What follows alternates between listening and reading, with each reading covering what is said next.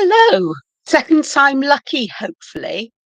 I really do hope so. I don't know what happened. My camera suddenly did not connect when I tried to go live, even though it was fine the moment before.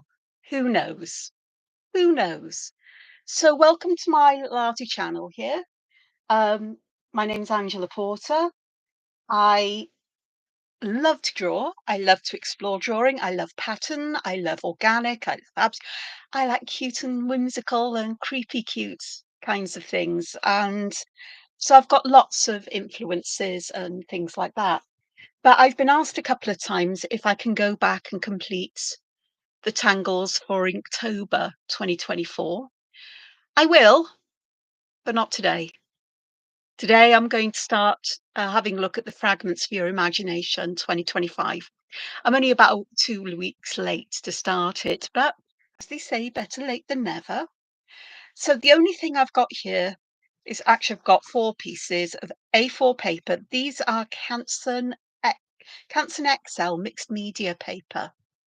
So I know it works nicely with watercolor and with other things, depending on what I decide to do.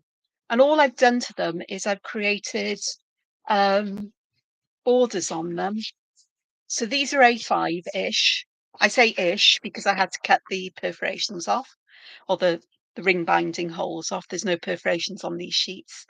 And this is 1.5 centimeters and the others are all 1 centimeter. So if I decide to ring bind them, I've got space for the ring binding little holes to go in. So I'm going to start there. I'm going to start by inking. Well, no, perhaps I won't ink that in, but I am going to start with the name. The glasses would help. There we go. Glasses will definitely help so I can see what I'm doing.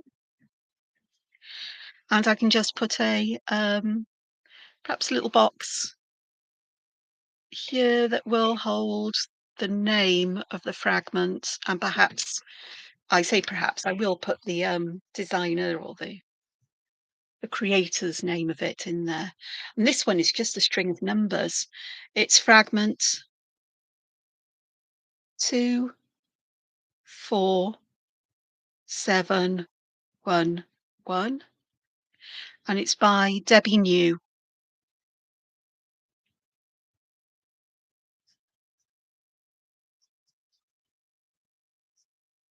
of 7F5R. Oh, 7F. That's 75. 7F. We'll pop an F in there. 5R. Yeah, messed up already. This doesn't augur well, does it? Camera not working. I hope the microphone. Yeah, the microphone's working. I can see the sounds coming up there. So I can't spell, but that's nothing new. So this one, from what I read quickly on the blog not long ago, on their blog, 7F5R, Seven Forests, Five Rivers, it's called, was a trip to Cologne in Germany where they saw this beautiful cathedral there, lots of architecture, and designed and created a fragment based on this architecture.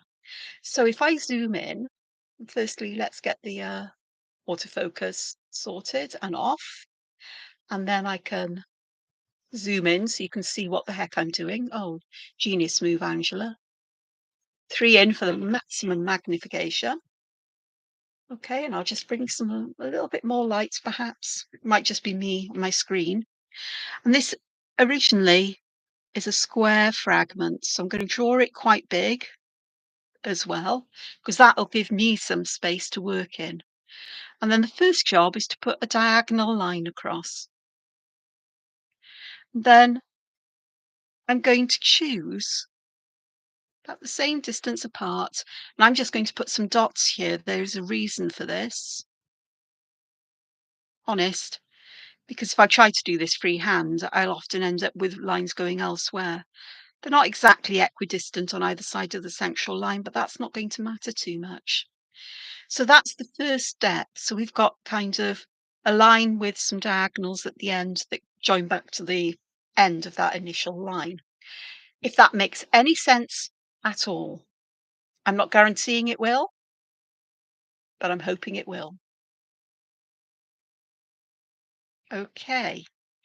So the next thing, the the example they have on their challenge is to create, well, I'm doing just a triangular shape here. It's more of an arch on Debbie's because the arch didn't work. And then a little border inside. And then here, she had a pretty little four-petaled flower. But I looked in this and I thought, no, I think I want a three-petaled kind of flower. It just sits there. And that means that I could, if I wanted, I'm just going to go and add some weight to the outer lines, perhaps in the inner lines of this, because I've missed some connections and not done very well there, but that's okay. And you could colour that all in black, but this is an '04 Sakura Pigma Sensei pen, which has got a plastic nib, which is slightly different feel to the nib you have on the PNs, the Micron PNs. But I've got an '01 Unipin fine line pen here. And instead of inking it in, I'm going to add a textural pattern because that adds different shades of grey, if you like, without adding grey. It adds some shading without adding just black, which for some reason appeals to me at the moment.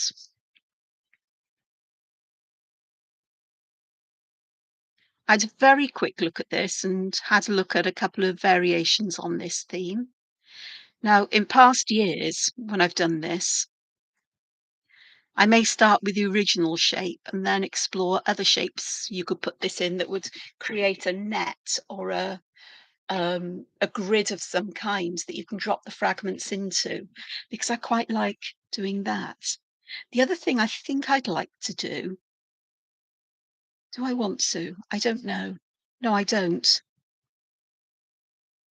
Just going to bring that there. And perhaps part of me wants to put shadow lines on one side, but it's going to conflict with this. So perhaps if I go and cross hatch it, we'll see how it works.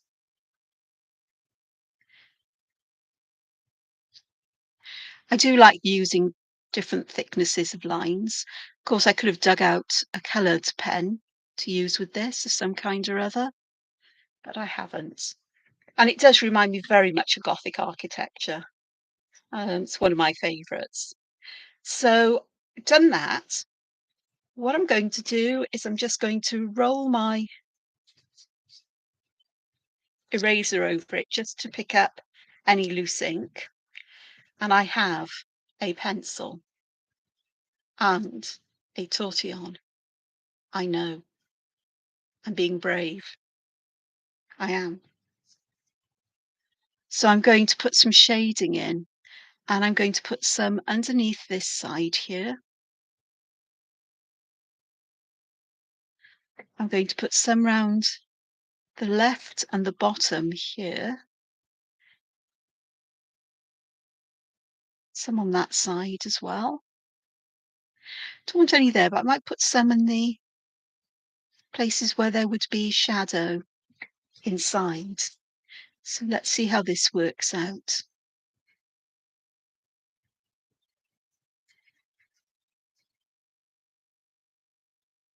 Put my pencil just a little bit too far there. I'm just going to spread this just that little bit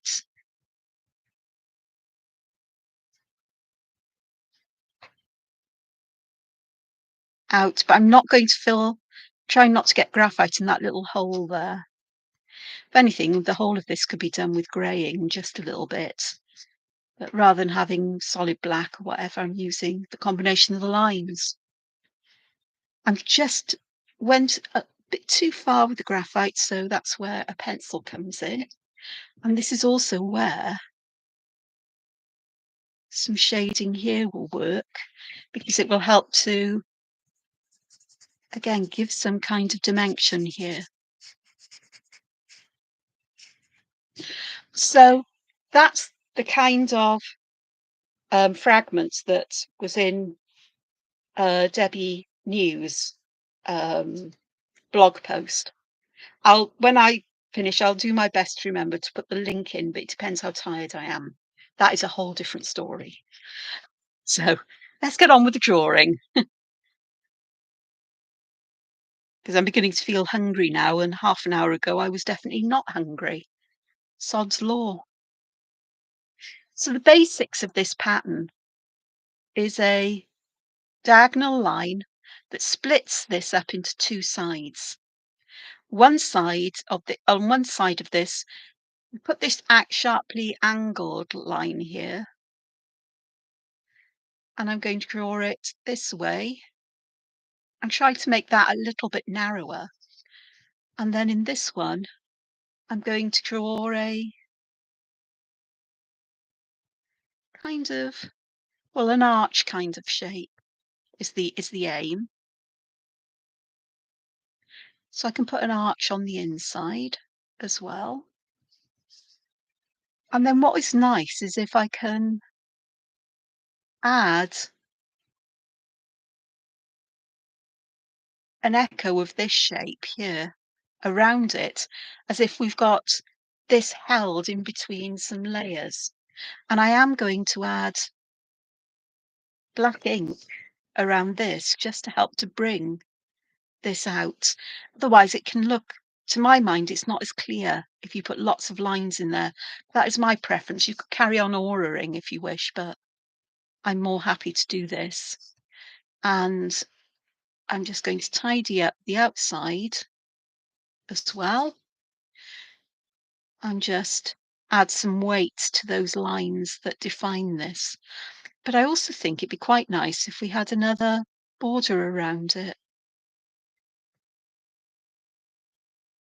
Makes it look like a block of architecture that would be found in an arch or on a pillar or a string, or not a string line on a, you know, it's not string course. That's not the same thing, but a corbel, something like that. And then this one, instead of adding these little shapes, what I'm going to do is I'm going to turn this by adding a line into something that looks more like a leaf shape,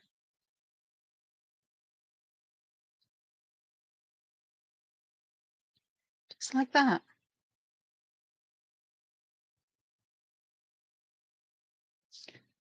So that's a variation that Debbie New had as well. Something that I did instead of the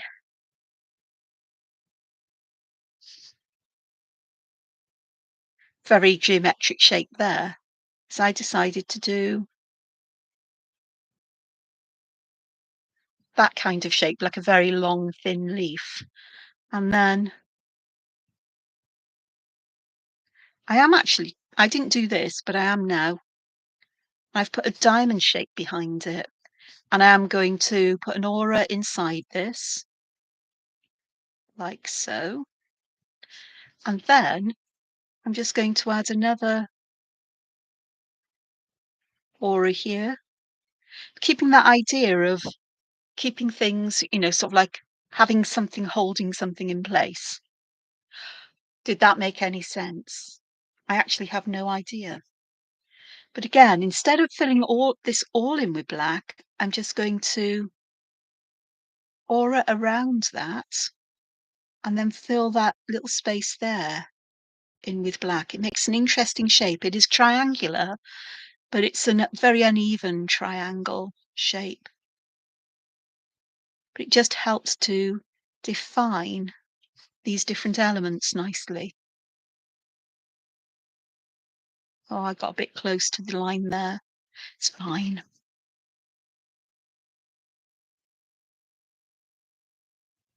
This is what happens when you're perhaps using a pen that's got a broader point than you would like. And with this one, I'm going to put a dot in the center of the triangle, and I am going to Draw it roughly to the centre of each line to split that up, so it gives a different kind of shape and pattern there. And again, because there's so much black along the edge, I like, because it's fragments, it just looks neater if we put a little border around it as if it's a little tile in its own right. Imagine lots of them and twisting and turning them and, rotating them is the word I wanted to use. Because, yeah, I'm really good with my words today. Not. So we've got that one. Let's have a look at see what else I can come up with. You can bet I can come up with many. I mean, I've got a whole A5 page to fill up. And also there's a chance that I may.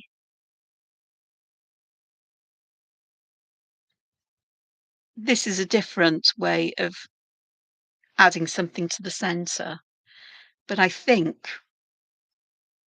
it will work even with a. Let's have a look at doing the arch part way along, like so.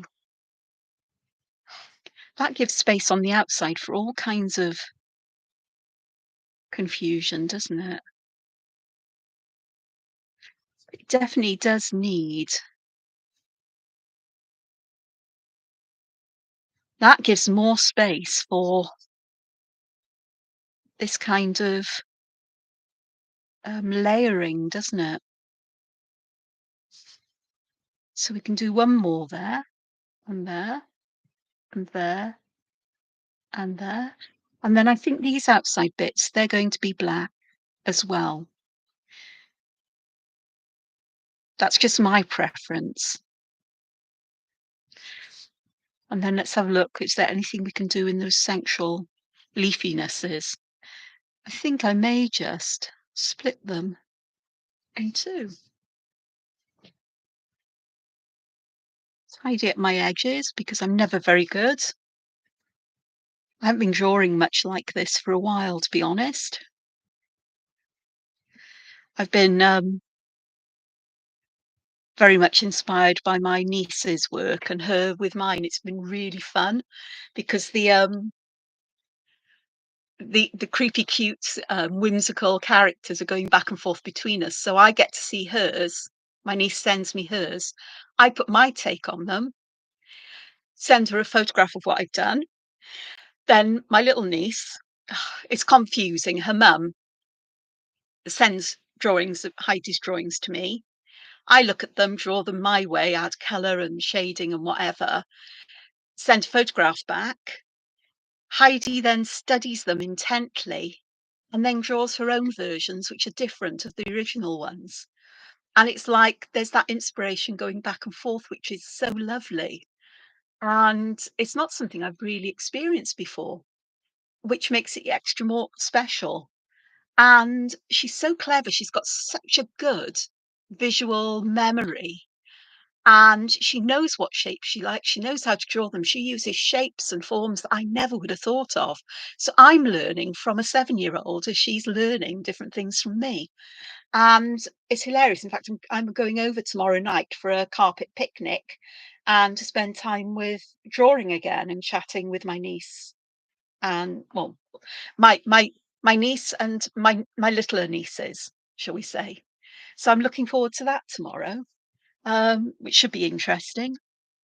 Let's see. Oh, carpet picnic is, I suppose, a bit like a buffet or whatever. We're not going to sit on the carpet because there's a dog in the house, and I refuse to sit where there's a dog like to come and lick my food or whatever.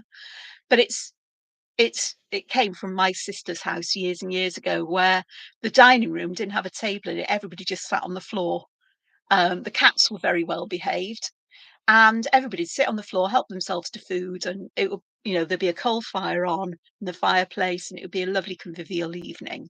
And there were all kinds of food you could eat, either properly cooked food or nibbles or a mixture of this, that, and the other. I can remember cooking a full Indian banquet once, and that was laid out on the floor for everybody to eat a what you call them, like a tablecloth underneath or a blanket or something, just in case there were any spills. And so tomorrow we'll be doing that on the table. She's already planned what to get for, the food. She asked me, I've got to take some olives over and I'm going to take her some caper berries to try because I have a bit of a passion for both. So, yeah. Well, how did I get onto that? Oh, yeah, what I've been drawing. See? I waffle on. Okay. So while my brain is working about this, let's add some shading to these because, this is what I do, isn't it? Not. Are you surprised? Those who know me, you'll know that I don't do graphite shading generally, although I'm warming to it somewhat. Oh, the pencil I'm using is a Blackwing.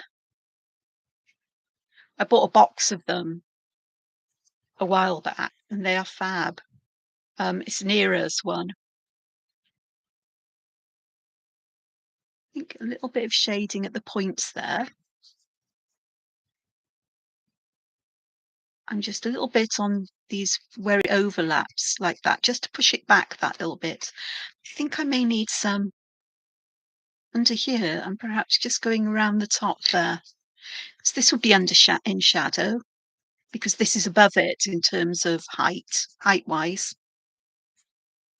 There. I've shaded it as if it was a standalone thing, which of course these could be. But if you were doing this in a pattern in a grid, then I would keep everything the same no matter, shade everything the same no matter what. And I think here and here where we've got overlapping going on is where we definitely have some shade.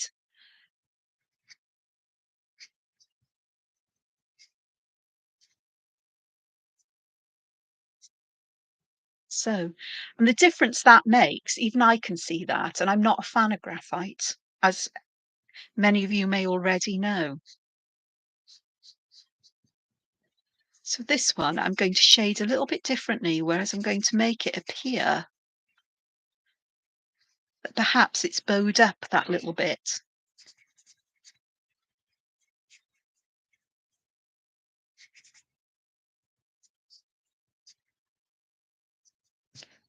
So that actually works quite nicely. I'm going to put some shadow under here, because there would be, because it's underneath.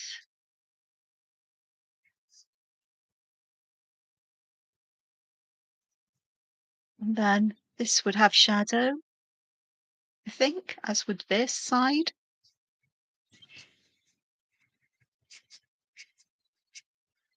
I've got to spread that out a bit far, I think.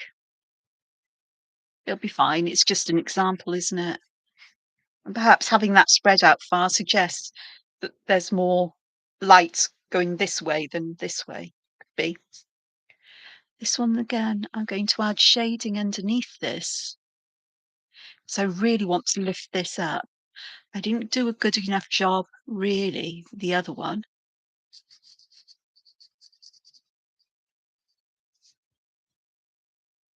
That did go out just that little bit too far, I think, on both sides. So I'm just going to remove some of it. It's not all going to come out. Oh, I don't know, it did. Marvellous. That is much sharper there. I'm going to add some shading there and there and there and there. So wherever there's an under, wherever something goes under another one, that's where I'm going to add the shading. And I'm very carefully going to try and keep it fairly local to where I've put it.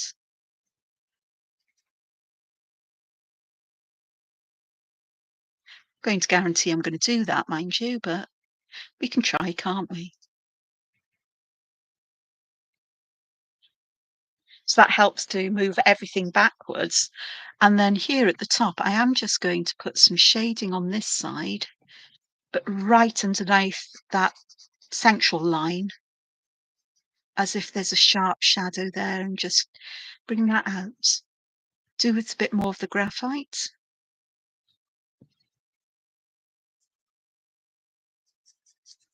I'm just working it into the paper more than anything. I would want a bit of a shadow here, to be honest, just to help to. In fact, I most probably didn't need to put any extra graphite on. I could have used just what was on the tortillon, but. And I'm going to put just a little bit on the edge as if it's bending down in the corners a little bit perhaps. And these, I do think I just want to move that graphite out a little bit. It's all a bit stark. Yeah, that's a bit better. And it does look like it's getting recessed down into the, you know, everywhere else. Then these, everywhere else, into the square. These I'm going to add some shading on this side. So that if you think of it as being like a leaf where you've got one side darker than the other, one's in shadow, the other side isn't. So that's what I'm trying to mimic there. Oh, thank you. Thank you, Infinite Awareness. I'm glad you like them. I have got your messages and I am looking at, I will reply to you. I just need to have my brain in gear. As you notice today, it's not in gear. And oddly, I've had a busy-ish day. Don't ask. It's not that busy, but I was out where there were people, and that's always scary in my mind. So let's have a look and see if I can come up with another variation, perhaps before I move on to a different shape, because I like to explore different shapes. So I may as well draw a square within a square, because that's quite fun. Um, Again, I'm going to, instead of putting a line across the center, I'm just going to put two curves, opposing curves like that. And I'm going to,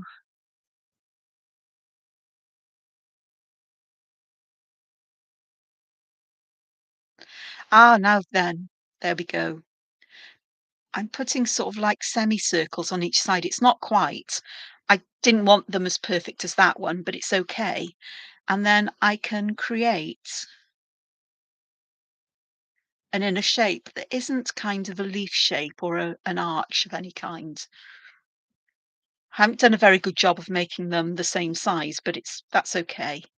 And then I will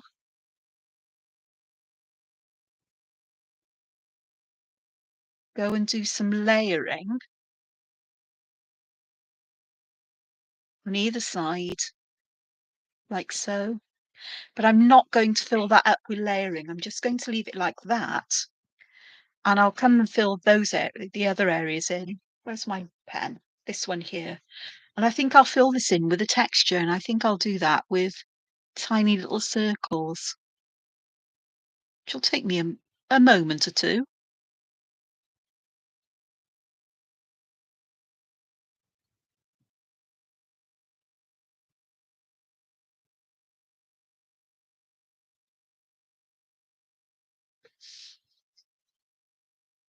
I always find this kind of exploring fun in anything I do, I suppose. It's I don't do it enough with little characters and things, and I think that's what my niece is teaching me. My little niece as opposed to my big niece. One of my little nieces rather than my big niece. Yeah, family dynamics, awkward. Let's not get into it. I'll be here for hours trying to explain it all. Um, seeing the iterations going back and forth. It's just reminding me how much I need to do things like this more often because it really does get your creativity going. You don't have to overthink it. And I am not invested in perfection with everything. I don't expect everything to work out to be something that's nice. This is imperfect, but I like the idea. So it's something I can work on. It's getting ideas down. It's not being afraid to try things out. It's having a go regardless and say, well, it's just a bit of pen, paper, and time. And if something doesn't work out, I can learn from that as well. I can work out why I don't like it and work on how could I make it work for me. And I think I've been doing that as I go through as well here. So going to add some shading in places.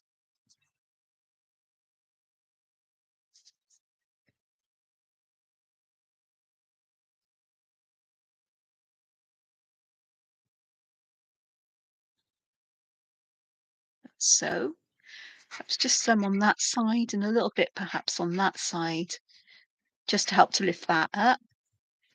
And then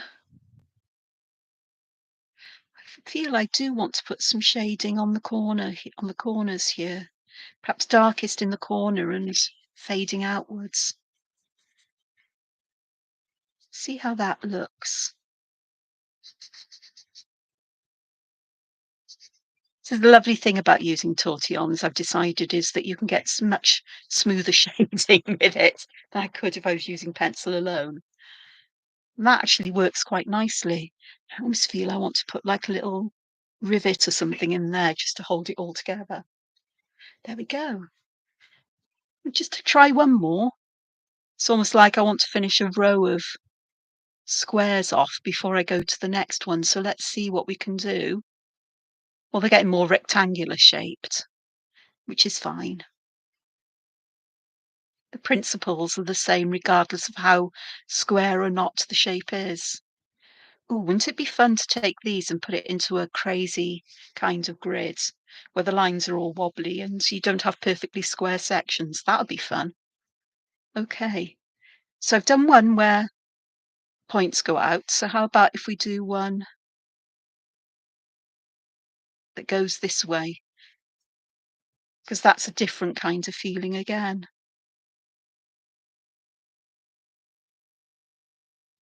And have straight lines on that that's going under. I'm just going to put these here because I think that would work quite nicely. And then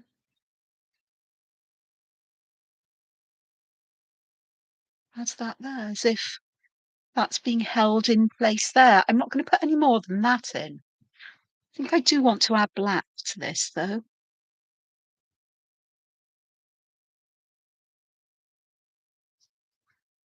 And perhaps a little black triangle there just to tie things in.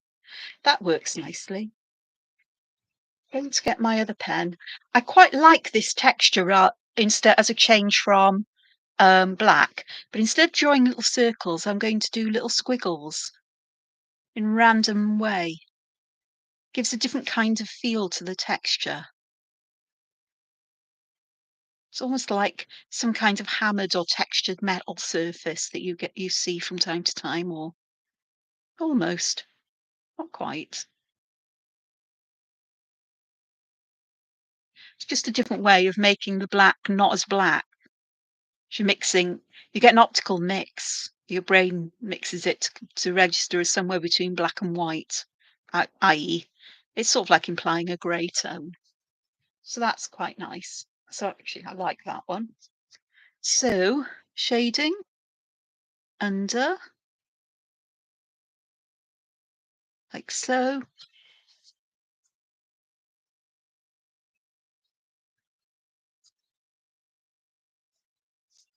Ooh, the ink, the paper's still a bit damp with the ink, but that's fine. And then I'm just going to add some shading around the edge there.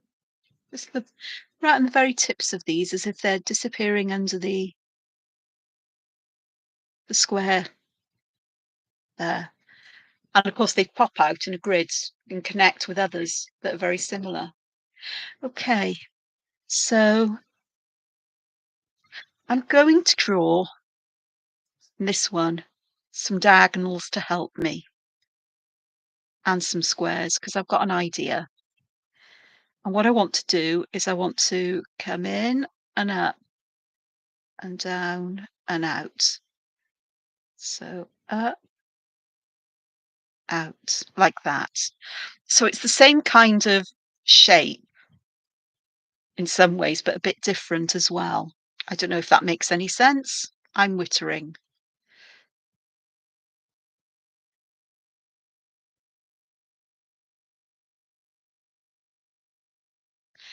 Okay. So I've gone back to the leaf kind of shape, and for this one, I'm just going to put a little something in the middle, like a little flame. And I am still going to put a border on those. And I think we could get away with something happening here. So a diamond in the middle and parts of diamonds on the either end, just to create something a bit different there. I think here I'm going to it's a little black in the middle. That'll work nicely. My finer pen.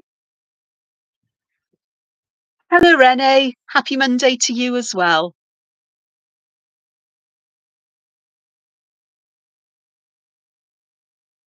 Oh, thank you, Infinite Awareness, for the information. I'll see if I can find the channel or remember to look for it um, and see what happens because being autistic and a new, sort of like I've known for about 2 years, I had my diagnosis a year ago and I've suspected it for longer than that, but wasn't quite sure. But I took the plunge. My niece pushed me because she was wanting to know about herself, and she said, "Auntie Angela, your brain is pink and sparkly like mine." I said, "Pink and fluffy yours is, mine's sparkly, isn't it?"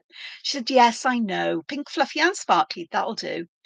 Well, I've been talking with people at the school, and the teachers and the parents think that I could be autistic, so I'm going to go get tested. And because you're like me, I think you should as well. Okay, Leonie, I will, because it's interesting to know where which side the family the autism has come from. I've said my family is very complex in terms of how we're connected, um, but we're all connected via my mother's side of the family, not my father's. So the genes are on this side, and it's just so interesting, and it's so interesting for me as well because I taught a lot of autistic children when I was a science teacher. I taught art for a while as well, and it was just so lovely. It was something I loved to do, and it was something I never had trouble with them.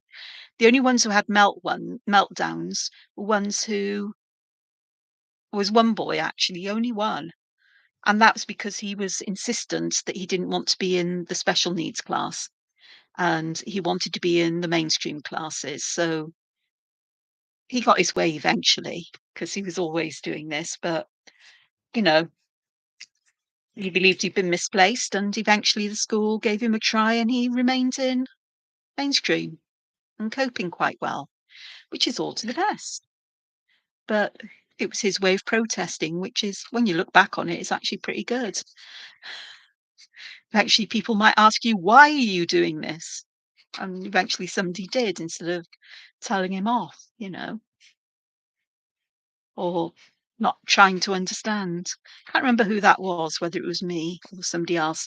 Don't think it was me, but I certainly had unique connections with them.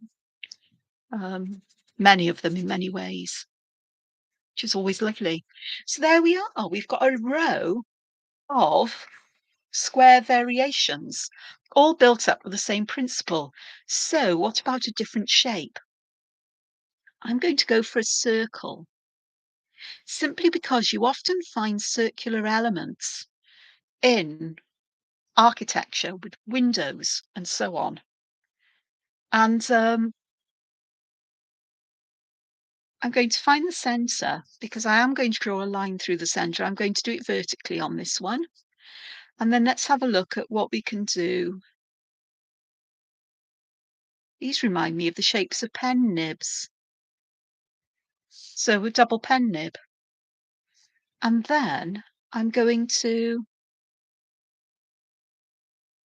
create that shape. My circle is not perfect. It does not have to be. It's hand drawn. If I want to draw it perfectly, I get a compass out or a circle template. That is very wobbly, but I get the idea.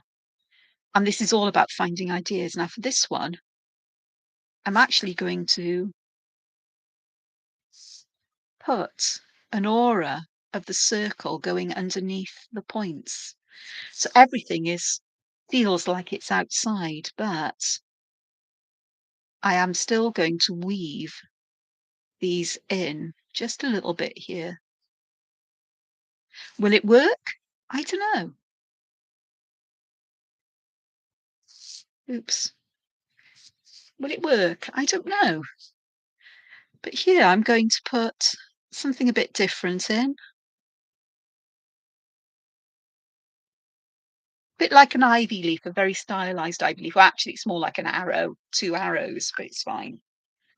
So,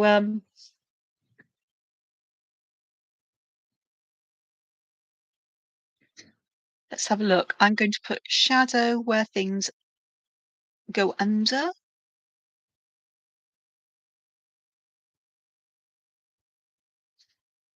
Like so. Do you think I could do with a finer tortillon? Must remember to find the websites again. Found some websites where they show you how you can make your own tortillons.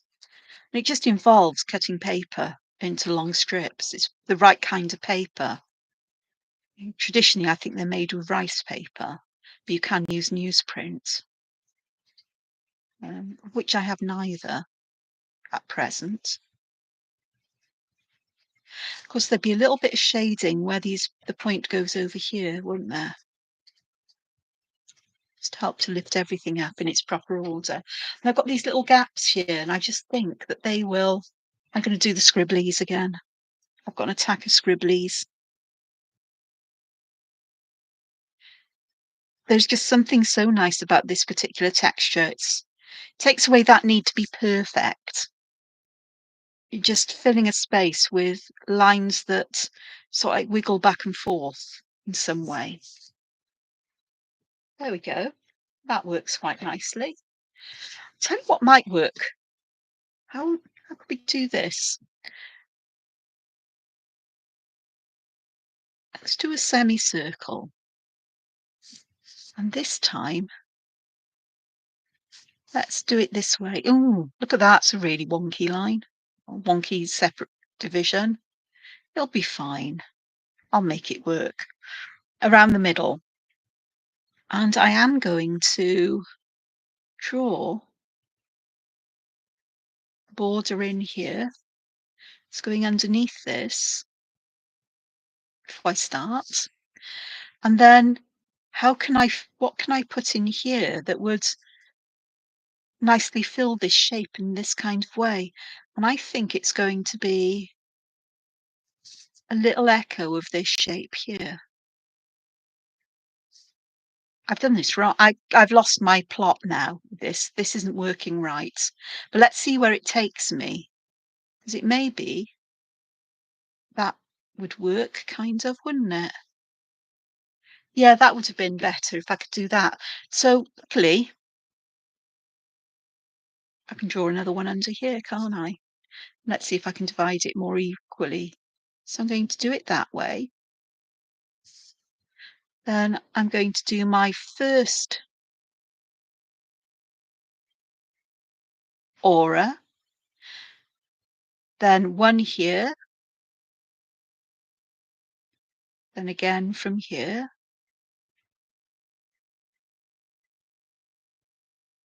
And I think one more there. And then this one I will fill in with black. So that works better. It's not, it is true to the others, isn't it? It's just using those two ideas of aura and that layering. So that has come from these. It's just taken a different approach. Interesting. Yeah. Oh, can't cope with the arrows, so let's turn them into more arrows. Who knows? It's like the Plaid Cymru arrow. Oh, Welsh National Party here in Wales. Yeah, they are just so fun. And drawing lots of little circles can get tedious, whereas this, you just keep your hand moving and you don't worry about how it goes. Trick is just keeping inside the lines. And when you get used to it, you can vary the size of the squiggles. So you can have a very dense squiggling and you can gradually make it less and less dense. So you get a sense of dark to lightness, a gradation in shading. And that's quite fun as well to do. I do mean fun. I'm not a big fan of this one in. a circle because we've got that, you know, let's try a teardrop shape because we've definitely got a vertical axis on this one, haven't we? I'm just going to do this kind of shape here.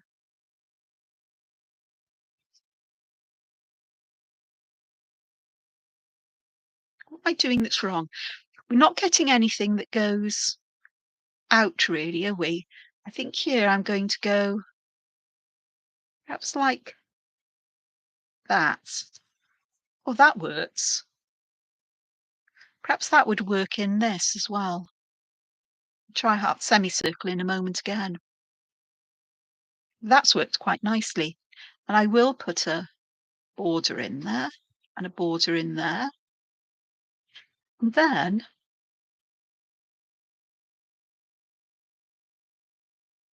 we can do some more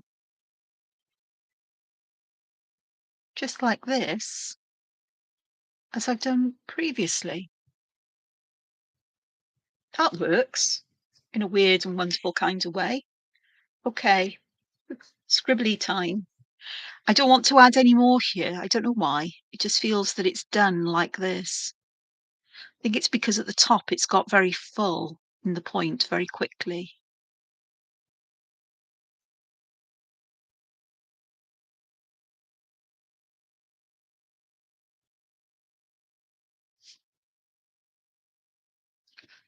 I love scribbledy-doos.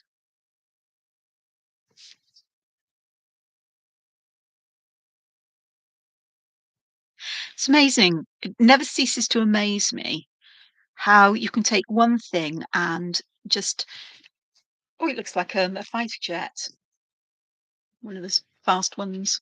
I don't know what they're called, but it does, doesn't it? And I'm just going to put a dark little bit there, which hopefully help to bring all of this together, maybe. I think this one does need that little border. I don't know how on earth you'd use these in a grid, but, you know, it's just fun to play and see what happens. Because, of course, the next variation on this would really be, right, okay, you've got to go there. Got one there, one bit there, there, there, there, there. Oh, all the way along there, there, and there. See how that works. Is it going to? Of course it will.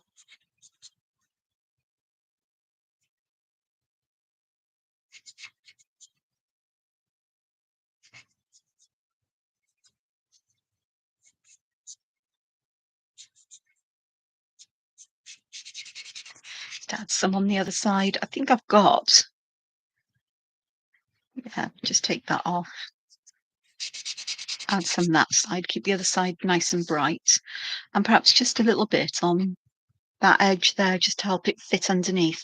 Let me have a look at this because we've got some interesting overlapping going on here, regardless of whether it's, I don't know if it's a six, you know, if it's actually an iteration of the square version or whether it's something completely different.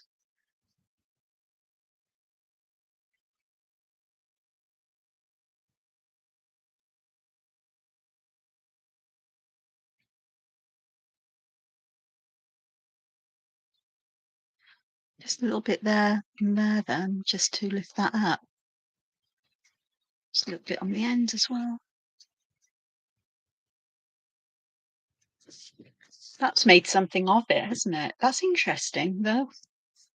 Oh, what other shapes could we have? Triangle.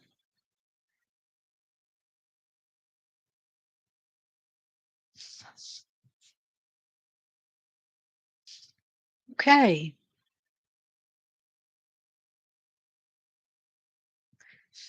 So, what kind of shape can we have in here?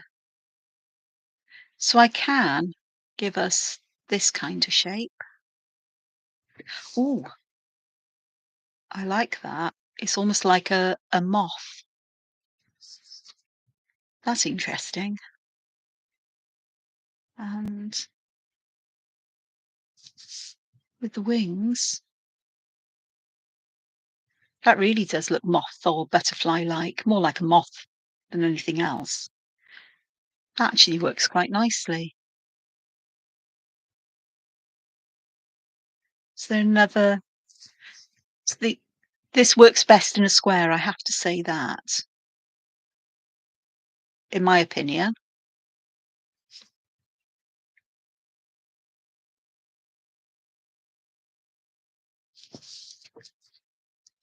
So this one,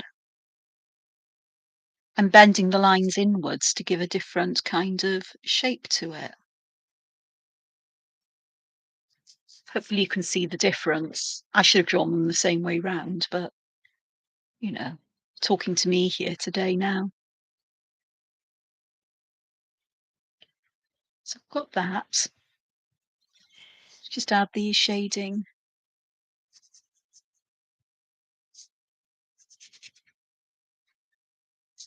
beneath this.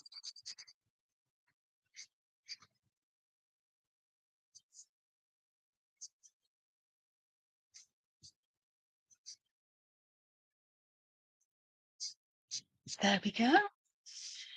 And I just think here I'm just going to add some cross hatching.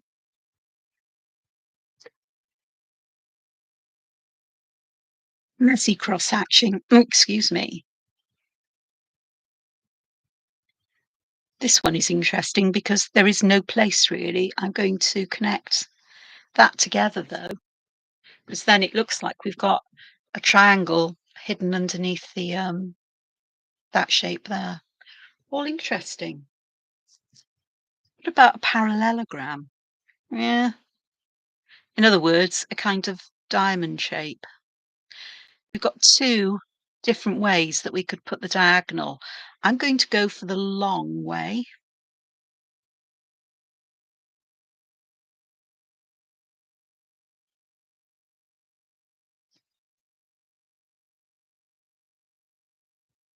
And then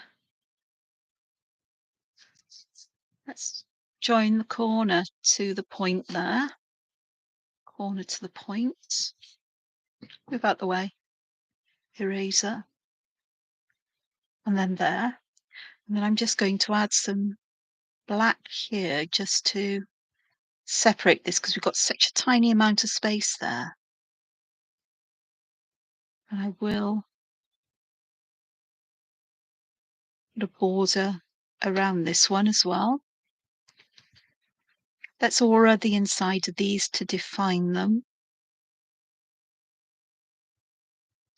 like so. And then there are different ways, I guess, we could create a pattern inside. So what I'm going to do is I'm just going to draw roughly from there. I'm going to put a triangular shape there, and then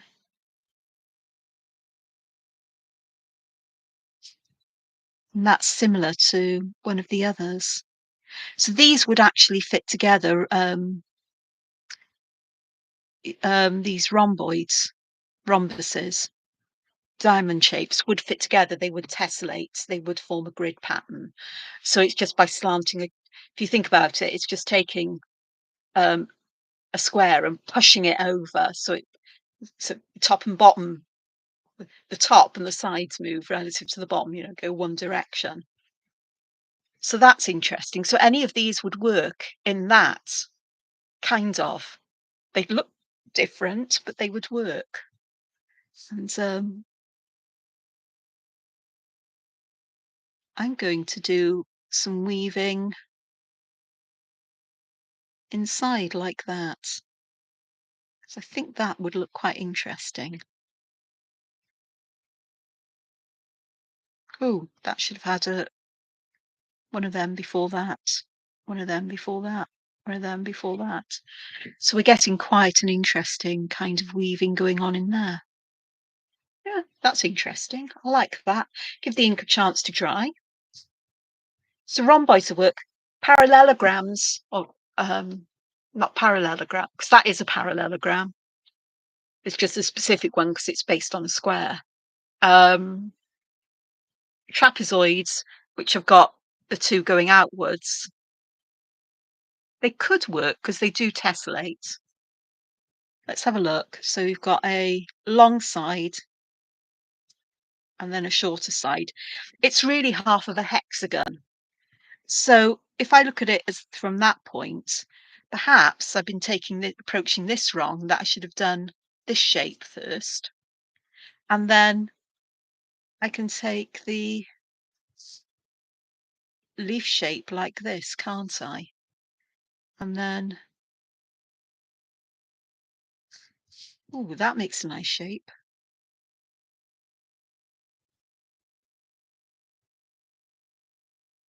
Can do that. And there's no space here for any overlapping really, but I could perhaps just add an aura like that, and perhaps just a hint of one in the outside edge, because they would tessellate, but they would tessellate as hexagons. Though, yeah, they would. So a hexagon. I don't know why I do semi-hexagons. There we go. There are 2 ways of doing this. If you look at it, we can go like this,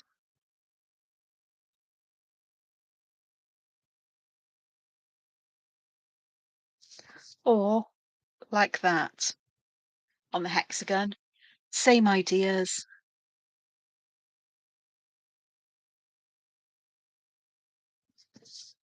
So,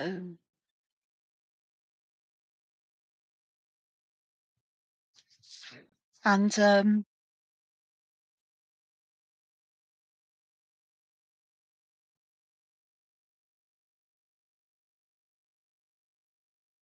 that reminds me of orbitals now.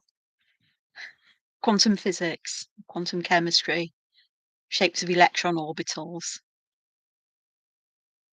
which enclose or delineate the area of highest probability of finding an electron. Yes, I remember these things. And this is even more like an electron orbital. Whew.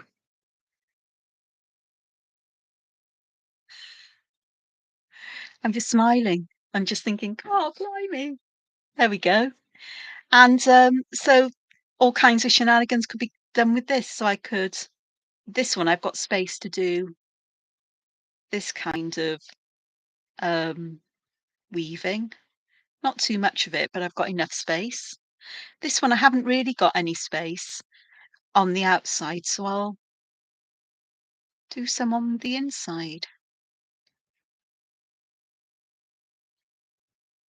Definitely not electron orbital like now. Oh, that one should have had an extra one there. You get the idea. I lost the plot then. Trying to do the same, trying to speed and rush things up.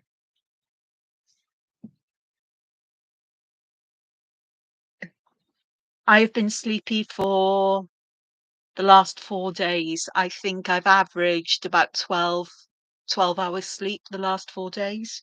Not all in one go, but in 2 goes. Today, I've managed to be awake. I'm awake and alert. I think I've either caught up with myself, but then I had so much focus on things I was busy with last week that I think that tired me out, and it's taken me a number of days to recover. I've also had my blood tests back. I'm not anemic. There's no problem with my thyroid. Everything else is okay as it should be, sort of. And the only difference is that I had COVID at the same time I started a new medication. We don't know which one causes this intense tiredness, if there is a cause of it. But considering I was mostly coping a lot better with my becoming tired when I'm around people and so on before I had COVID, it's, and this medication, then there's an indication something has gone wrong somewhere. So I'm stopping this medication for 6 weeks. It's gonna take a while to get out of my system completely and see how I get on with. If there's no change in my tiredness, then it must be down to COVID, post-viral syndrome. And if that's the case, then I'll be referred to a support group or clinic about it to work on it. So everything is just making me just tired all the time at the moment in so many ways. Um, and when I'm tired, I mean, I can barely keep my eyes open. It's it was really, really, really difficult, but there we are. So I've got some interesting patterns here and shapes. I do like these triangle ones. I have to say, I have a bit of a love affair with triangles. Let me just put a border around this one because that one I think would benefit from it. Oh, now which one to put as a grid? I'll tell you what, I'm going to do a wonky grid. And what's more, I'm going to leave this as it is. Oh, look at that. We got some underlapping. Underlapping? Is there a word as underlapping? Overlapping. That line's going underneath what I've drawn, which is fine. I'm going to leave this bottom bit empty because I have multiple pieces of paper. So let's have a look at a grid. I may not use the whole of this, by the way. I could be here for a very long time, but I am going to draw quite a large grid because, well, it's nice to do nice big grids sometimes. You see, I've got wonky lines already, so that's good. So I think I will.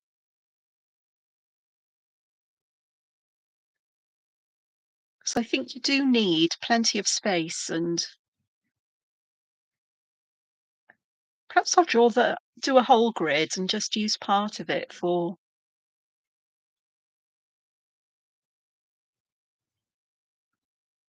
I really want wobbly squares, so I'm just going to do horizontal and vertical lines that are a little bit on the wavy side. And let's make a start and see how all of this works. I don't want another one at the bottom. I quite like the size of these. Every section in this has four sides. So they may not be perfectly square, but they're square enough. They've got four sides. They're wonky and wobbly squares. I am going to just do, I think I'll do, I'm not going to do it all because I do need to eat. I've got Welsh tomorrow morning, so I need to have a good night's sleep before that.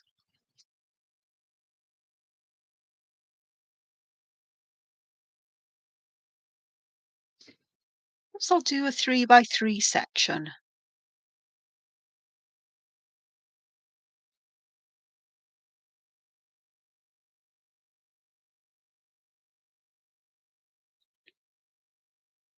I am rushing this. I'm not being very precise. But at the end of the day, I guess, you do the best you can at any given point, and I'm just trying things out. And I know there are things I can do if I really mess some of these up to disguise things. It's like we've got lots of windows here, so it's almost like we're looking into things, which is going to be interesting. So what I am going to do is I am going to draw my diagonals in before I do anything else, and I'm going to alternate them across the rows and columns. So I've got this one going from bottom left to top right, so this is going to be top left to bottom right. You get the idea, we're mirroring everything.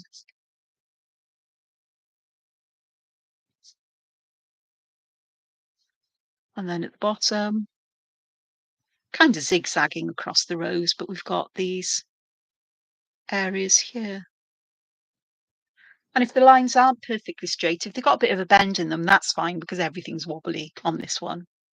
Okay, so first one I'm going to do, I'm not going to try and do the one with the straight ends, as it were. I'm just going to do some little curves on this because They're easier to draw and fit in than the other ones would be.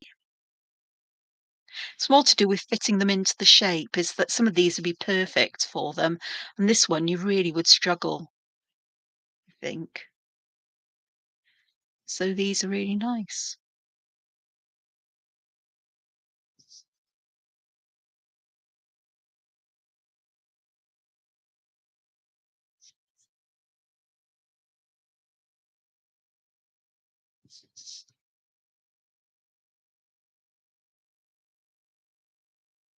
There. So that is crazy. I like crazy. And which variation shall I do? Ooh, let's have a look. I do see, I like that one. I didn't look first. Got this one, but I've got these I could use as well. I think I'll go with this one. So I've got both curves, but then I've got some do I want to do that one? I think so. Yeah, I think that one. So I've mm,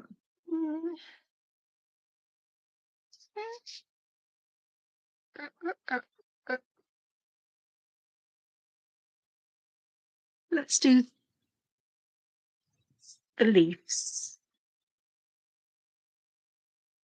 That involves going and connecting around here, just creating that point. And it's awkward because these are going to be quite different on each side, aren't they? Maybe not the best of choice, but let's go with it and see what happens. The worst that happens is I really mess it up, but I learn from that. So, but they are distorted, so they're not going to look exactly at their best, are they? I mean, some of these squares are seriously distorted, so where am I going to get these little bits in?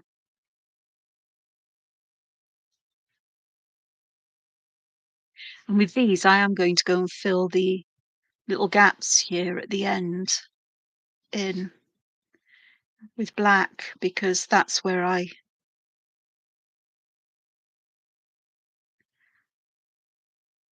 want the I want the focus to be on this, not on the what would be extremely strange at the ends of these shapes. So I just think that black would be better here, regardless.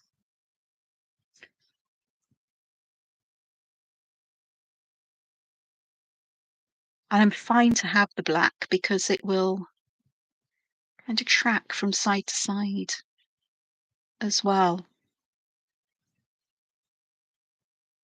I say side to side from one square to the next, one fragment to the one beside it, kind of. It's not perfect because we've got such a wobbly grid, but let's see what happens. It may be an unmitigated disaster, or it may be something, oh yeah, I quite like that, or yeah, it's okay. I know how I could make it better. But at the moment, I haven't got an idea. I'm just thinking disaster. But I'm going to continue. Ooh, yeah, that's the shape there.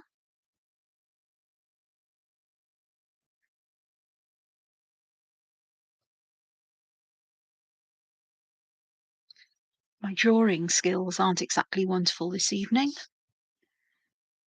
We'll be okay. Always tidy things up. I could also find a smaller nibbed pen, which might help.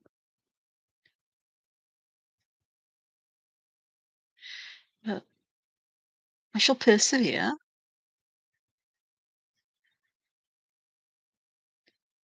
Just looking at it now and thinking, ugh, what was I thinking? It's too soon to give up on it because we've only just started putting bits and bobs in. And the problems that I see may not be problems when we get to finishing it, as it were. There we go. So I've got those. Okay, so I now want to aura inside these.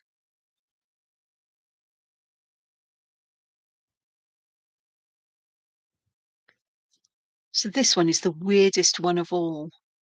Look at that strange thing there. Not sure whether that's my fault for not thinking carefully. Actually, this one's really particularly peculiar. I think it's a function of the shape of the box that they're in.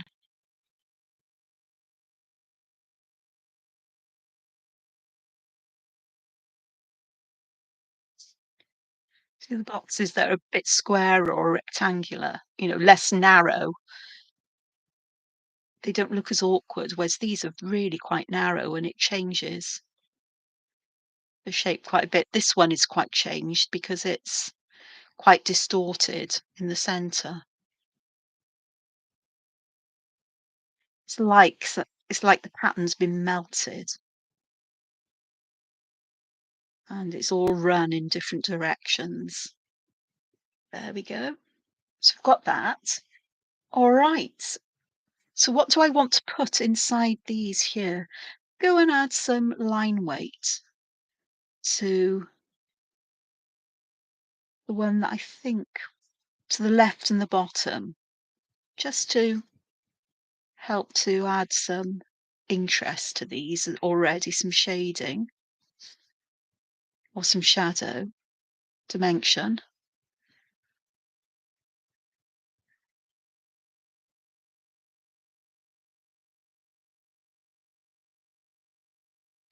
So that's looking absolutely bonkers. Oh, hello. Hello, Lily. Hi, Andrew. Rain is coming. Yeah, we've had rain. We've had snow. It's 21 degrees would be pleasantly hot here. It's currently 4 degrees Celsius and it's due to go down to 2 degrees Celsius tonight. Yesterday, it was -4, I think, when I got up in the morning. Even though it was sunny, it when when weather when the sun really got up, it really started to warm up in the house through the windows. But it's yeah, and I hope you do get some rain because rain is required because it brings water. So there we are. Okay, let's have a look. So I've got this. So how am I going to approach this? Because we've got weaving, which in some of the instances has been done on the outside, or that's the original one, but I can't weave on the outside of these. In fact, I'm not entirely sure I'm going to be able to do any weaving on the inside. So let me go and do the same thing to each one where I'm just going to aura that central diagonal motif. The nose. This one is bizarre, but we'll work with it, as is this one. As I said, if it's been melted and it's been melted at random, this is what will happen. I've got melted whatever the numbers in the name of this tangle are. And then the weaving is going to be these shapes, isn't it?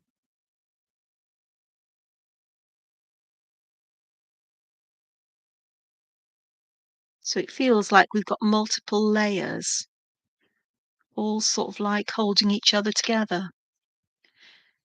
This one's a am I going to get anything here? Just a little bit there and there. This one, get something there. I'll just get a little dark spot.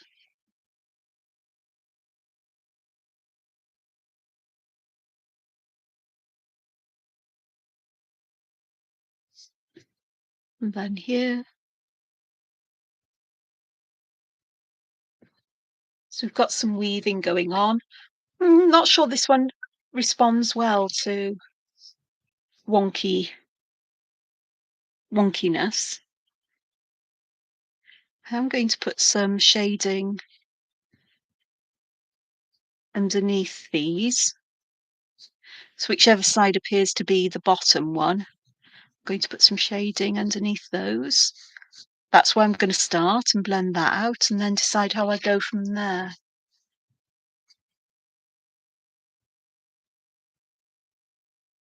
Because you never know how something's going to work out until you try it. Perhaps I've exaggerated the wobbliness of the lines too much.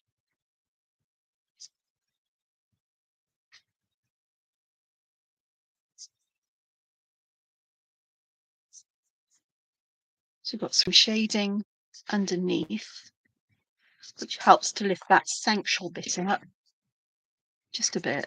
Right, okay, come on. You can go out a bit more. You can. In fact, I may need a bit more there. So I apologise for the squeaky tortillon.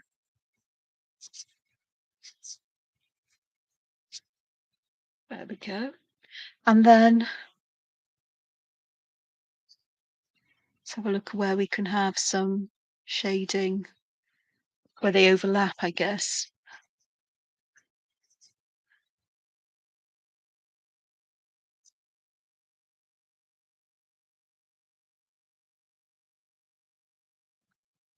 I think on this side, there could be a little bit of shading just there.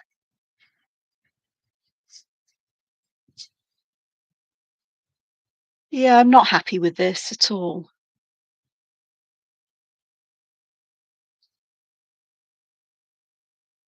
Somebody's going to tell me there's nothing wrong with it, but I'm not happy with it.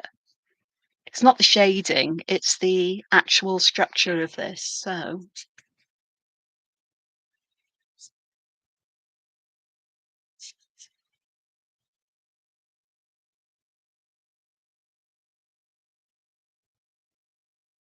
I'm getting frustrated because I'm really not taking time with things now.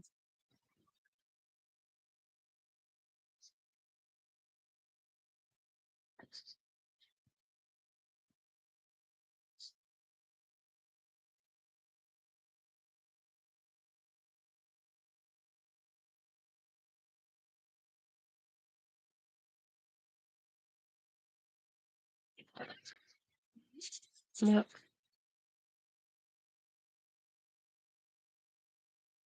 I don't think this is going to help at all. I think I made a really bad decision here. But as I've said, this isn't meant to be something that is polished and finished, hence why I think I'm drawing so quickly today. It's more about trying ideas out, learning what works for you, what doesn't. If you can get things to work, this one is never going to work, I don't think. I mean, you might like it. I just find it very bizarre. I quite like this because it's actually got quite a lot of dimension in this long, you know, longer one here because it feels like these petals almost or leaves are just bending outwards, from the barred down and they're coming up and out. And it's almost like we need a shadow in the tips as well, just to weigh them down just that little bit and leave that bright bold highlight in the center, just like that. And then that really does give that feeling of it being folded. But overall, I mean, that is one I would work on, make it more regular and so on. So, as I said, I've got plenty of paper. How long have I been here? Oh, an hour and 18.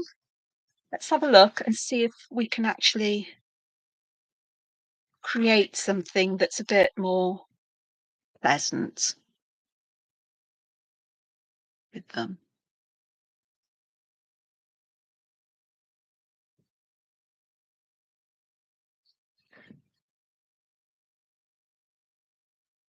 I think I'm going to do a border. So this is going to be interesting. I've got to try and work out where the middle is now. Middle-ish. We want 4.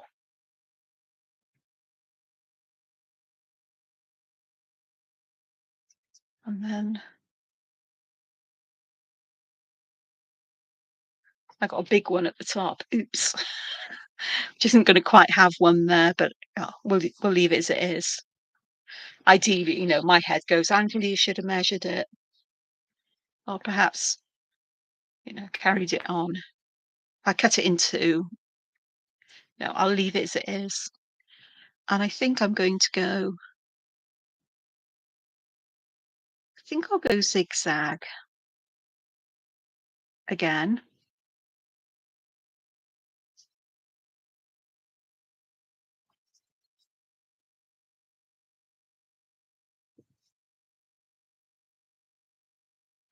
And the variation of, I've just squashed the corner of this.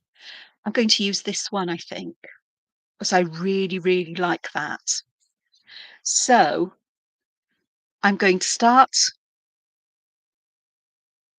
like so, and like so, and then we'll go like so, like so, and then there are places here where they sort of like come together. I'm not going to try and make it circular. It will be the shape it is.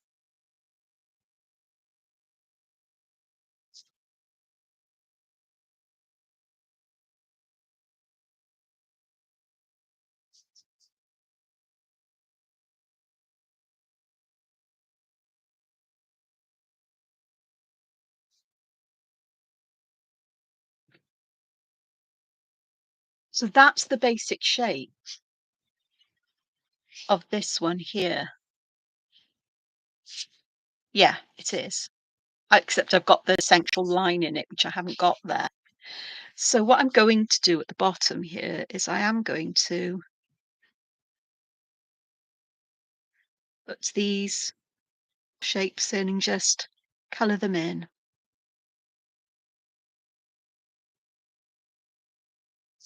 because there's just something nice about having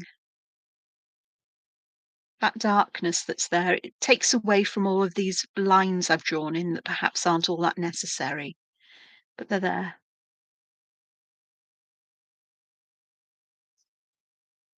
Okay. So what was I doing? Mm. Oh, that's right. Like so, and like so. You end up with a different shape and you think, how did I get that? Yeah.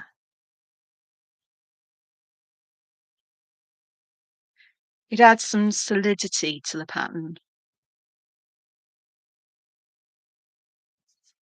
And, I'm meant to be like this. Yes, I might be a little different to my brothers and sisters here, as in brother and sister black blobs, black sections. But I'm me. I'm unique. And we all are unique, aren't we? Each and every one of us.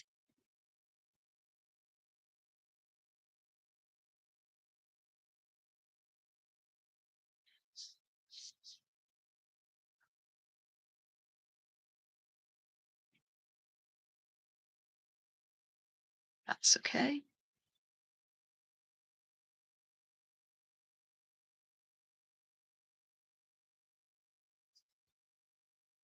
Making little adjustments as I work.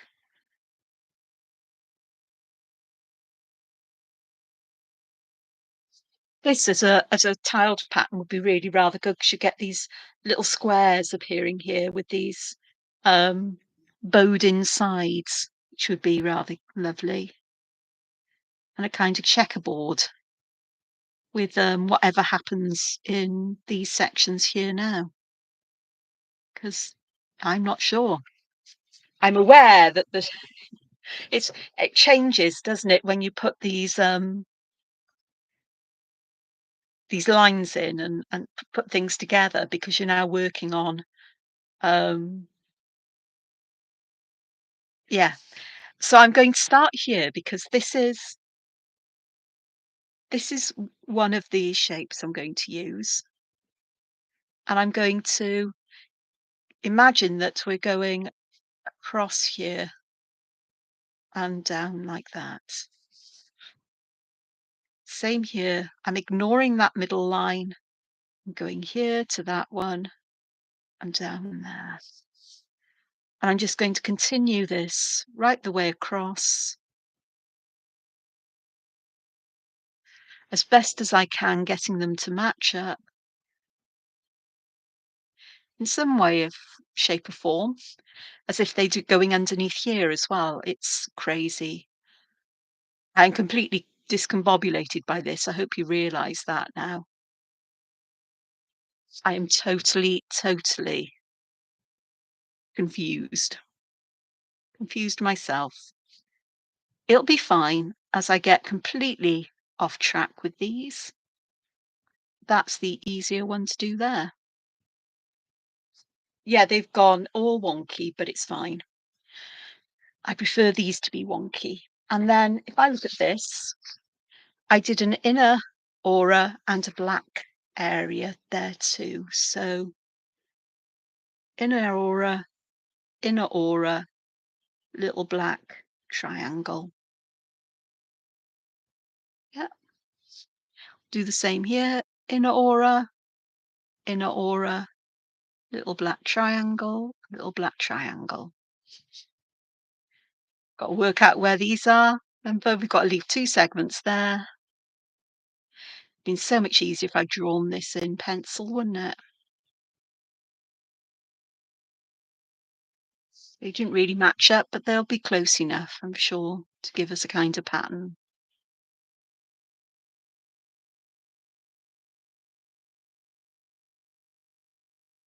Not too bad, actually, considering.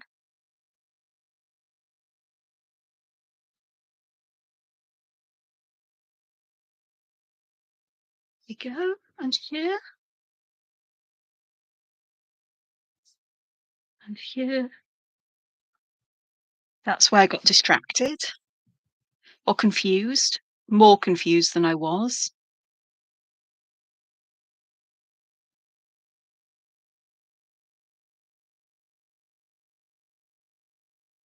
There we go. So that's where I am at the moment. Yeah, because I've got the shape here, haven't I? Yeah. And then what I need to do is I want to aura inside this.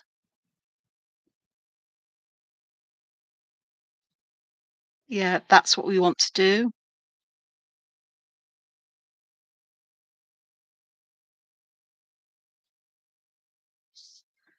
Jeez. Less confused now, but still pretty confused, I do have to say. That made me use my brain for a change. Reminds me of Thomas Padros. Well, this doesn't remind me of a Thomas Padros um, tangle, but it does remind me of the way Thomas Padros tangles can sometimes make my mind feel, which is totally discombobulated and confuddled and confused. So I'm now going to aura the triangles, like so, on the outside, just to add an extra layer of auraing and overlapping. If I've got enough space, I will put another aura, circular aura in.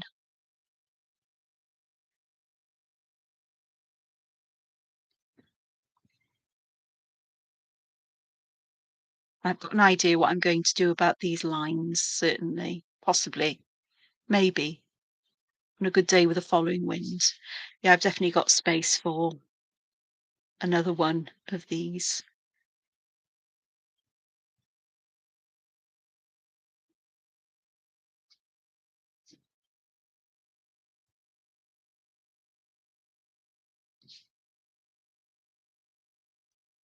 I could carry on with auras in some areas, but I'm not going to, because I think I've got a plan. I'm not sure though. There. So I've got plenty of spaces here. So what I'm going to do here in these central bits, I'm going to draw in lines that radiate from the center to fill these segments up. Rather than using black, it's using something a bit different again, something to add a bit of variation or variety. So it's thinking about where these sections are. There's one between the 2 triangles that points meet, and then the other 2 are on the other side.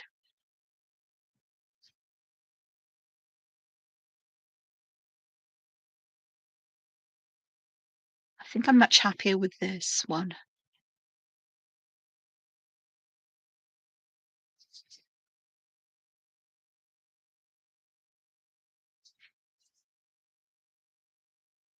My head is going through, um, in not Attack of the Clones, or is it? It's either Attack of the Clones or Return of the Sith. Can't remember which one now. How awful is that? Call myself a Star Trekkie, a Star Wars fan. Um, it's where Anakin and Obi-Wan are rescuing the Chancellor from Grievous's ship, and they sort of say, "Oh, we'll deal with this. Sith Lords are our speciality." And I'm thinking, yeah, geometric patterns are my speciality. Variations are. I was thinking, yeah, okay. I sound like Obi-Wan Kenobi.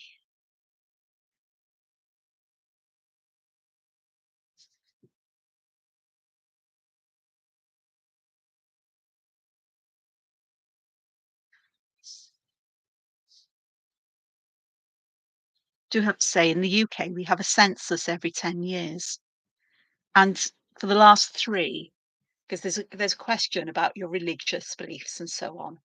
And you don't have to answer that at all, or you don't have to answer it truthfully. It's the only section on the census you don't have to. And so I've put myself down as Jedi Knight, along with I don't know how many hundreds of thousands of other people in the UK. It's humorous, actually. It's far more fun than going, don't have one. Yeah. So I've got this, and then part of me wants to put just a little black bump on these central lines, somewhere around where the 2 dark areas might meet. Just there. And then we get to add some shading. This, I think, has just got too much detail in it. I don't know what you think. I think I've gone over the top. I am out of practice at this. I do recognise this. Okay, so I'm going to put some shading. Let me have a look. I'm going to put some here, some there, some there, some there. That works. So there and there and there. Those. Let's go along and add the pencil in, the graphite in.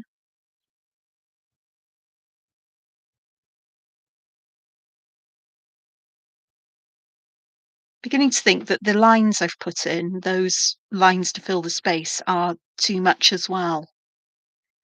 But if I added, what would happen if I added black? Well, there's only one way to find out, Angela. That's to give it a go. But then I might be able to resolve some of the issues with graphite shading. So let's see how this works out. So I want the graphite to fill up all of these arcs, just where we've got an overlap. So it's making sure that I keep the graphite quite well contained, not spreading out too far, just working it enough into the paper that it's not going to go anywhere. Oops, one in the wrong place.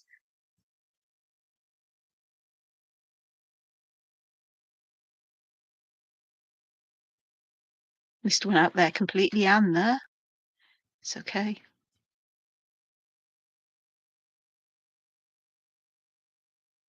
It works out eventually.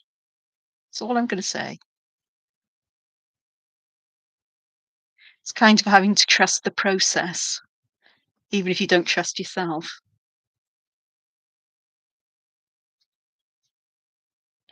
Right, so that has helped. Okay, what I'm going to do is I am going to put graphite right in the centre of these sections and use that just to darken them. Spread it out so it's darkest in the centre, but lightest as it gets closer to the bottom, but still grey. Make a statement that, you know, this will help to disguise all of those lines, but they're still there as a texture. Oh, let's try that. It's a case of it's always, or it seems to be that often in art, it is one step at a time, you know? Until something's finished, don't write it off. I've been quite dismissive of this and thinking, "Oh God, what was I thinking?" Certainly with the wobbly one, but it's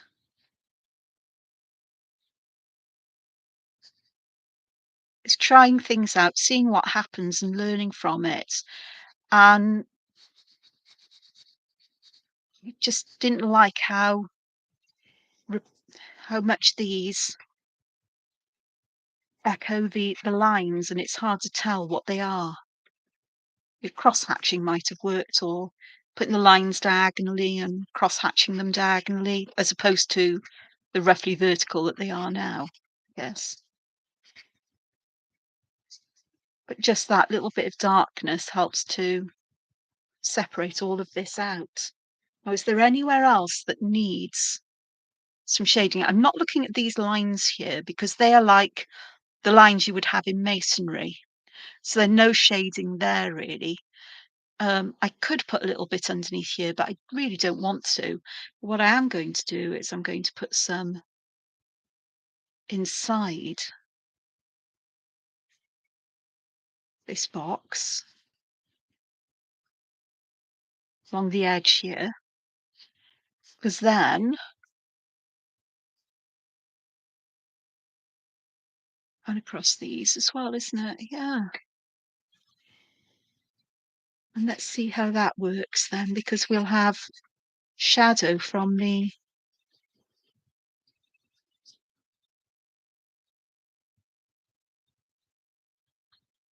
edge of the box as if this is disappearing underneath it all.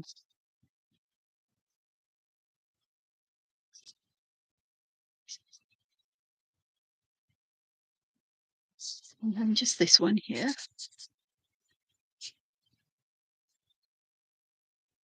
That actually isn't isn't as shabby as I thought it was. Let me just zoom out a moment. So bad. I'm not sure. Unicorn. I like that. Hello. Hello, Gail. It's lovely to see you here. Sorry, I haven't been paying attention to the chat. I've been focusing on doing this. Why are you sorry, Gail? No need to be sorry. It's lovely to have you here. These shakes make your brain happy. I'm glad they do me. They've made mine go on a fritz. Um, Mardy artist. Um, yeah, I like that. I might do that just for fun. Actually, we had a discussion about pronouns, sort of, in our Welsh group, my Welsh class last week. And it was more to do with how do you say they? Is it the same as a group of people? And sort of like, no, because you can say they when you don't know somebody's gender. I had this discussion with my therapist years ago because I used to say, well, they do this. And she'd say, who are they, Angela? Well, it's this group of people, but why do you say they? Why not he or she? Because I don't know whether they're he's or she's. I don't know their gender. I know they're a group of people that do things, but I don't know what they're made up out of. And when I'm talking about somebody individually, if I don't know any, I'll use that. It's always been done in English. And she'd look at me and she'd go, interesting. It is, it's always been, it's that I don't know. It's like me. Um, my title isn't Miss or Mrs. It's actually Doctor. And so I get phone call. I've had phone calls often. We say, "Oh, hello. Could I speak to Dr. Porter, please?" Yes. Could you call him to the phone? I said, "No." And they go, "Why?" Because I'm Dr. Porter. There's no other Dr. Porter here. Oh, I'm so sorry. I thought you were a man. No, I'm definitely female. Thank you very much. And that throws people because they automatically assume anybody with the title doctor is male. And that still happens even now to me. So some stereotypes aren't easy to get rid of. As small tales I could tell about me and my doctor title. Some quite humorous, some quite fortuitous, and some very fortuitous, let me tell you, it's helped me out no end. I'm not sure about this one. I'm not sure about how I'm going to work it. It's sort of annoying, but I find it great when I go, "Well, actually, you're talking to me. I'm Dr. Porter." "Oh." And I used to get that from pupils in school when they found out they had Dr. Porter for science. They'd come over and they go, Miss, where's Dr. Porter?" I said, "You're looking at her?" "Oh, you're a woman. I thought you were a man." "No, I'm definitely a woman." Things like that. Because they didn't know, again, it's the social stereotypes that all doctors are male, even though they're not anymore. Even when you go to a doctor's surgery or into a hospital, there's many, many, many, many female doctors, but no, no, no, it doesn't dawn on them. It's only in doctor's surgeries, perhaps. I don't know. But I'm not sure about this one. I mean, I've got some pretty fragments that I could use as individual motifs in a piece of art. Um, you know, or they'd look quite nice on the top of columns, just one on their own almost. In fact, they make quite a nice diagonal pattern, to be honest with you, with them stacked diagonally with that would work actually. Let me show you what I mean. Glasses. So instead of having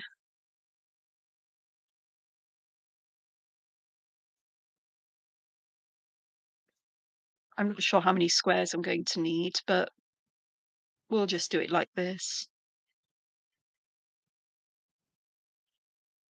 So if we have these there, miss a diagonal, go here, miss a diagonal, go here. And then we had, I'm going to do the simple one like this.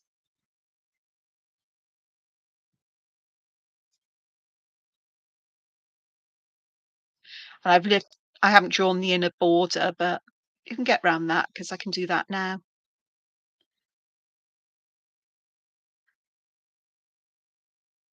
Actually, I didn't try that one on the list, did I? Where I put an inner border in, or did I? Yes, I did.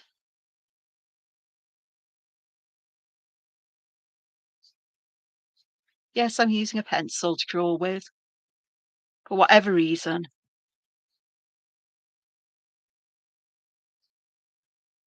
That would make quite an interesting pattern, as you can see, checkerboard pattern.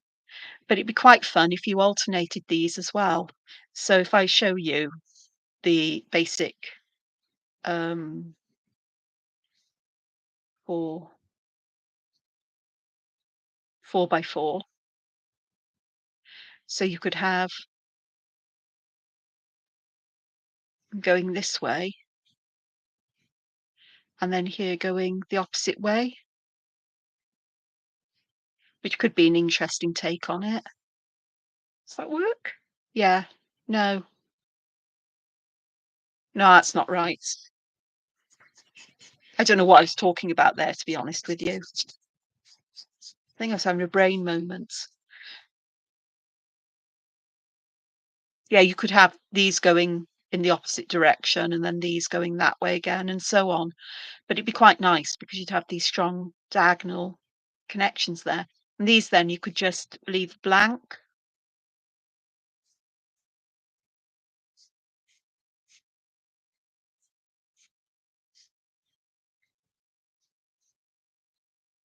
like so.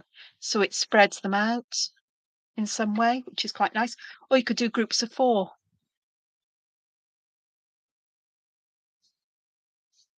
So one group of 4 might have diagonals like this with the squares in.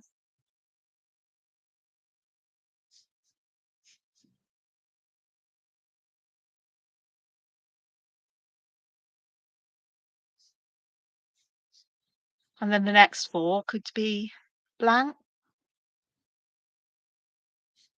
and so on. Or you could have the 4s with things pointing this way, so you get a different kind of pattern again. I tend towards this really, I think, more than what I've done. So I quite like this idea. Oops. And then have, you know, you could have another set of 4 besides them the same. They would make the same patterns going across, but I think it'd be nice to have, some blank space in between them to create, like, as if they're individual tiles, which would be quite nice. I'm waffling, aren't I? I think you know what I mean, though. I've just thought of another variation before we go. This always happens, Angela. My brain doesn't stop when I work on things like this. I'm not aware of it not working, by the way, but, you know,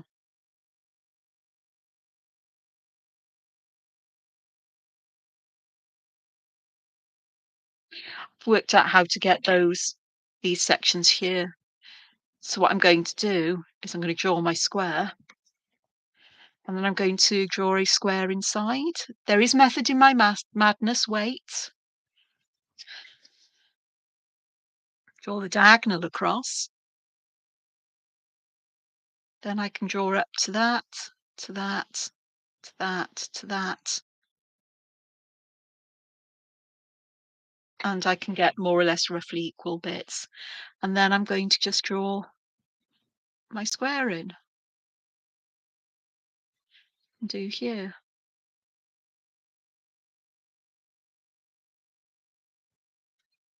And I just thought that it'd be quite nice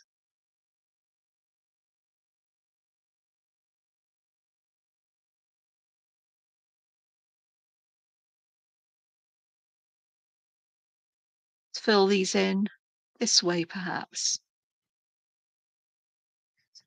I haven't done a good job of joining them up to the base, but you get the idea. Well, that could be quite fun. Now we're getting into the realms of different kinds of fragments, I suppose. Or just one big circle in there. And then we could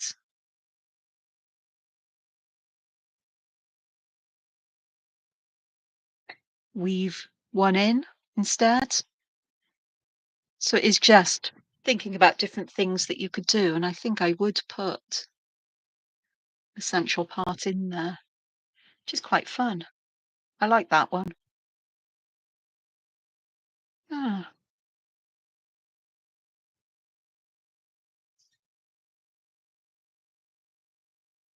so that's quite interesting as well.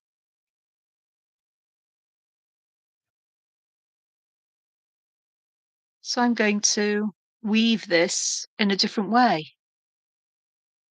So instead of weaving the motif in, I'm weaving these triangles in behind, as it were, the middle line and then the square. Here, let's have a look at weaving this one in. And you get different effects then. That one would need a central bit, and I think this one would benefit from it as well. So different ways again. There you are. My brain's beginning to work. Old fashioned. You're telling me it's old fashioned. You're assuming that somebody's a doctor who's got the title doctor is male.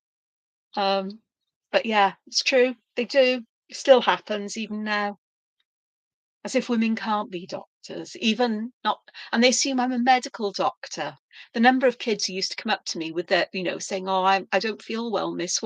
What's wrong with me? What can I take to help it?" I said, "Your head's hurting. Just chop it off." I can't do that. Why? I'd die. Yeah, but your head wouldn't be hurting anymore. And they'd look at me and said, "But you're a doctor, miss. You're supposed to be able." Yeah, I'm not a medical doctor. Because they'd also assume that. I'm not a medical doctor. My advice to you would be talk to somebody who can give you some painkillers, some aspirin or Calpol or something, but I can't. We're not allowed to give medication out. Oh, miss, will you speak to your parents? You know, help you. Yeah, that used to happen a lot as well. My arm's hurting, chop it off. Yes, that's it. So yeah. So there's two variations on each of those. There we are. So I'm getting back into the swing of thinking like this. It's been a while. And, yeah, we've got one that's not so bad, one that has gone very peculiar, very crazy, but that might be a cup of tea. I do prefer something that's more geometric. This one doesn't work. It's too fussy.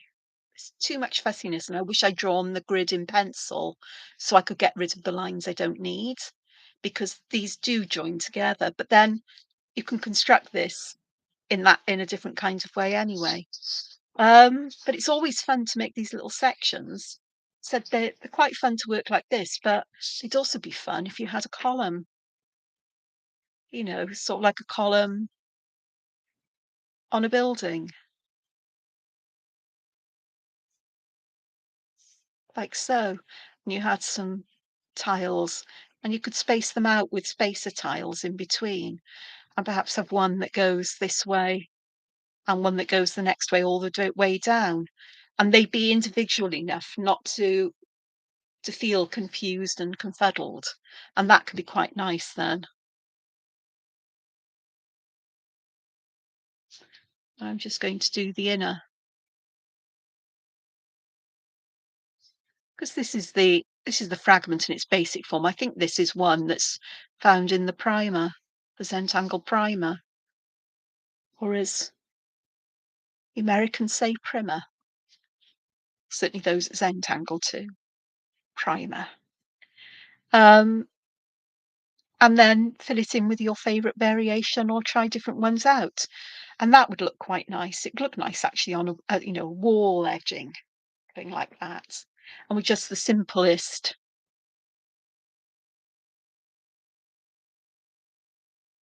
perhaps the simplest of variations,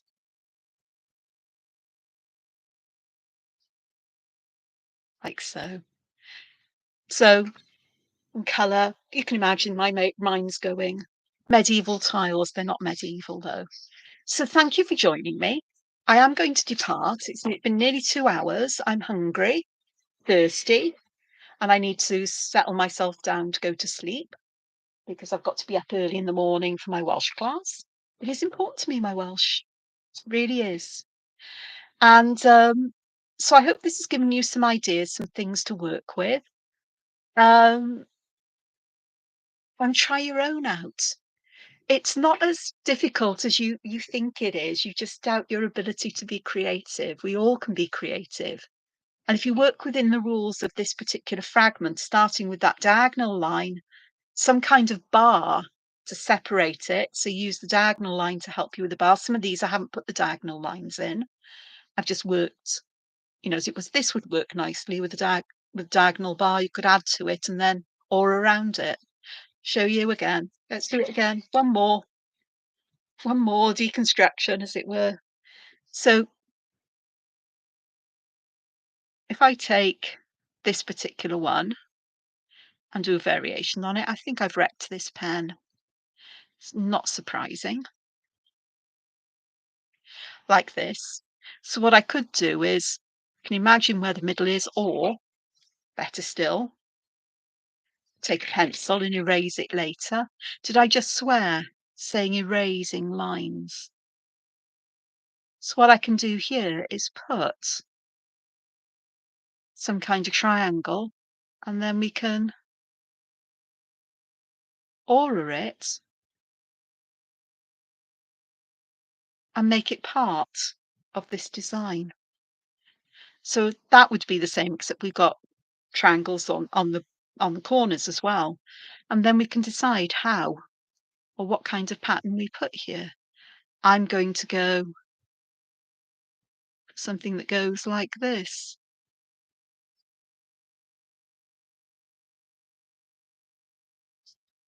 because I quite like the shape. It's like a leaf or a petal. And I think I'd stop at that and use shading or textures to fill the gaps in because I do like texture. And I do think that that scribbly texture would do. So as awkward as these look like drawing, it's starting with that diagonal line and how can I change that as well? So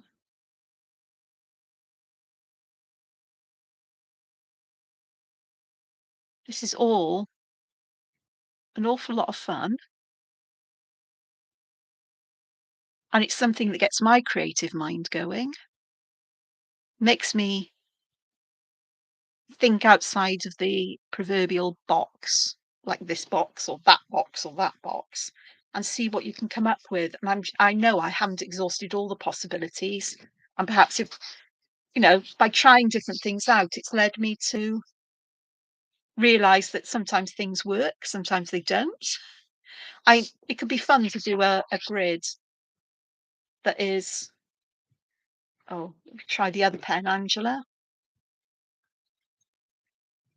So perhaps we've got ordinary vertical lines,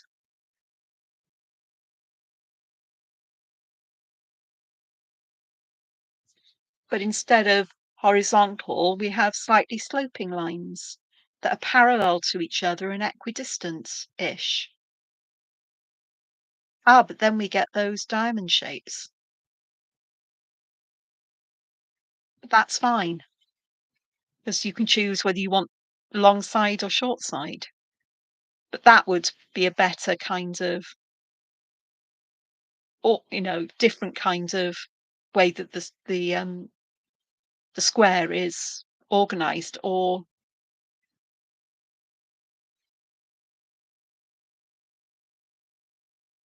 even do ones that are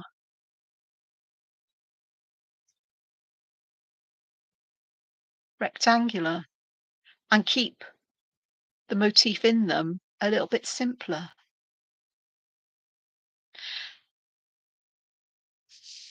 Yeah. Stick to the long sides and just very simply start by creating that bar and then putting that square in and then seeing what comes next. You could just has another aura to this.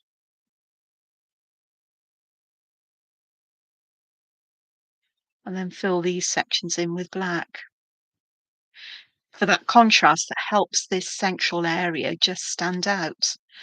And then the use of shading will help to bring in some dimension and layering if you want.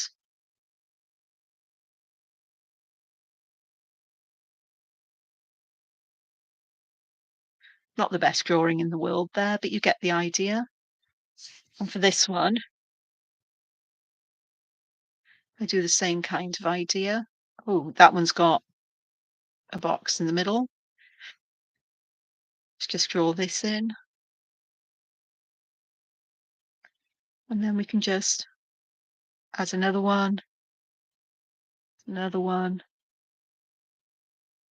of these, and so on, and eventually come to get that dark area, or perhaps this is the dark area.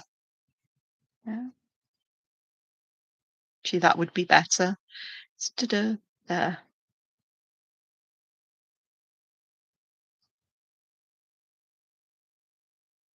To help to bring things out. Not the best colouring, but you get the idea. So slightly different, but the same kind of idea, just by slanting one part of the grid, and then the other one is sort of squashing them in a bit. And that would be fun to actually play with. I'm running out of grid space. Oh, there we go. Look at that. It'd be fun to start with,